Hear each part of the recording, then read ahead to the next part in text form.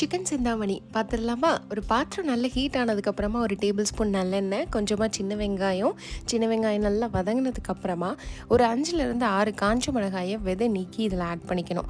ஒரு கைப்பிடி அளவுக்கு கருவேப்பிலை, கொஞ்சமாக தோல் நீக்கின பூண்டும் ஆட் பண்ணி இதை நல்லா வதங்கினதுக்கப்புறமா க்ளீன் பண்ண சிக்கனையும் இதில் ஆட் பண்ணி உப்பு மஞ்சத்தூள் போட்டு லேசாக வதக்கணுனாவே சிக்கன் வந்து ஓரளவுக்கு வெந்துடும்.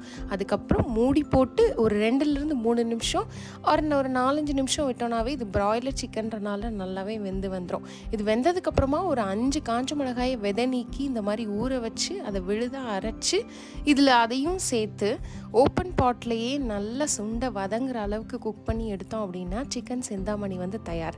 இது ஆந்திராவில் இதே ரெசிபி வந்து மிரப்பக்காய கோடி வேப்பிடுன்னு சொல்லுவாங்க. சிமிலர் ரெசிபி தான் இதுவும். ரொம்ப இன்க்ரீடியன்ட்ஸ் கம்மி, செய்கிற டைமிங்கும் ரொம்ப கம்மி, ஆனால் டேஸ்ட் வந்து வேறு லெவலில் இருக்கும். கண்டிப்பாக ட்ரை பண்ணி பாருங்கள். அண்ட் மறக்காமல் என்னோடய பேஜை ஃபாலோ பண்ணி சப்ஸ்கிரைப் பண்ணிக்கோங்க.